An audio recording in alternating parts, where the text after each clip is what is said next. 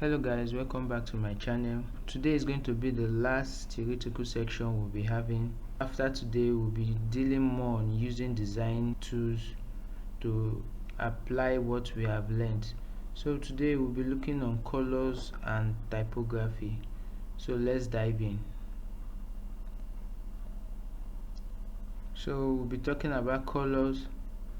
The goal is to understand what color is and how best to use it. So what is color? Color can be defined as the quality of an object or substance with respect to the light it reflects. It is determined visually by the measure of its hue, saturation, and brightness. It is an essential part of graphic design, capable of making or ruining your design solution. So colors are classified into primary colors, secondary colors, or tertiary colors. Primary colors are defined as colors that every other color can be generated from. It is possible to achieve other colors by mixing them in variable amounts.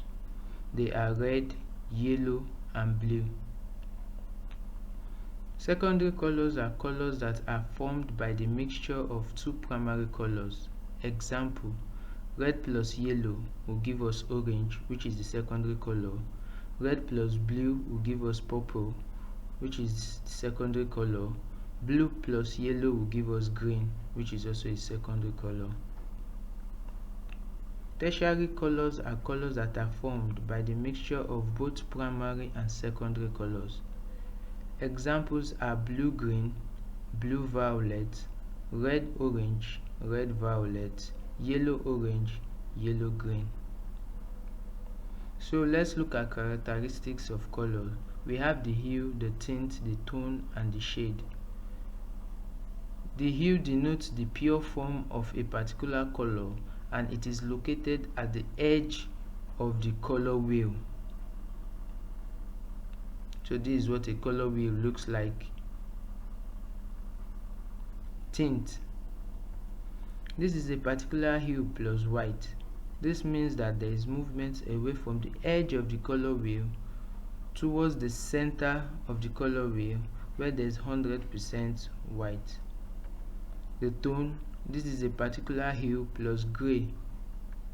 The shade is a particular hue plus black. Color groups. So in these color groups, we'll be looking at different color schemes that we can use or apply on our design project. So we have the monochrome scheme.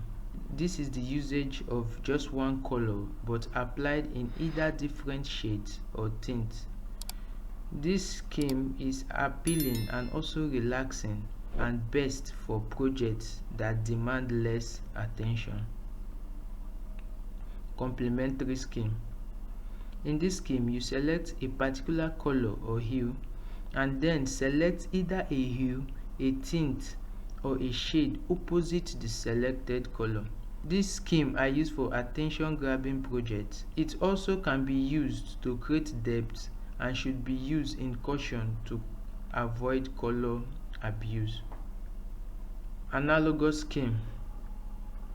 In this scheme, a particular hue is selected and then hues from either side of same base are carefully selected. This also is not for attention-grabbing projects. It can be used for an art piece or can be used for a logo project. Triadic scheme. In this scheme, you pick a particular color and move 4 spaces apart to generate the palette. This is highly contrasting and it is usually advised to be explored using tints and shades so as to generate an appealing color palette or profile. Split complementary scheme. In this scheme, you pick a particular hue, then move opposite like that of complementary, but this time 2 colors at the sides are selected. Analogous accented scheme. This is same as the analogous color scheme, but it adds a complementary color for contrast. You pick hues from the same base, then pick just a hue from the opposite. Color models. We have the RGB model and the CMYK. The RGB is said to be the highest quality of models, and it is used by monitors, television, and other visual displays. In this model, the value ranges from 0 to 255, which is also an indication of the strength of the color. CMYK. This is said to be of medium quality in the model and used mostly for printing purposes. In this model, the value range are measured in CMYK percentages. How to choose the right color for your design project. First, you consider the message you intend to pass and the meaning. You determine your audience. You determine what kind of emotion and feeling you want your target audience or your users to imbibe.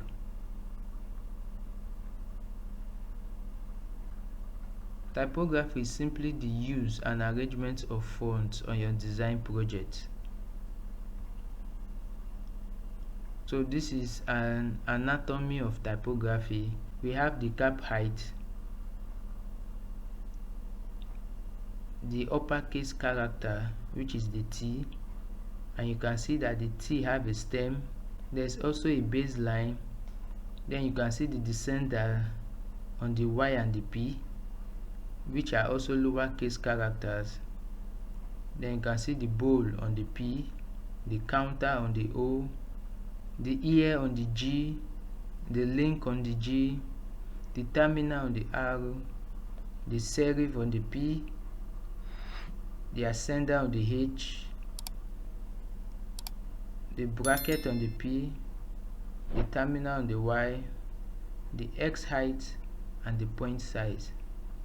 So all this makes up the anatomy of a typography. So let's look into categories of fonts. We have the sans serif, the serif, the slab serif, the script, the handwritten, and display. You can also call the display decorative. So the sans serif does not have ears. The serif has ears. The slab serif is just like the sans serif, but it is bigger and thicker. The script are just cursive fonts.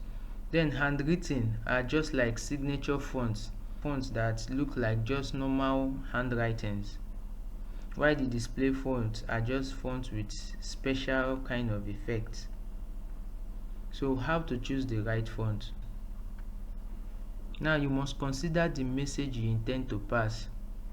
You consider your audience, and then you consider your font. Is it something that they can easily see?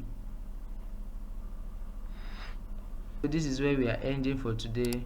So next we are going to be looking at how to use our design tools and apply this knowledge we have learned in order to provide good design solutions.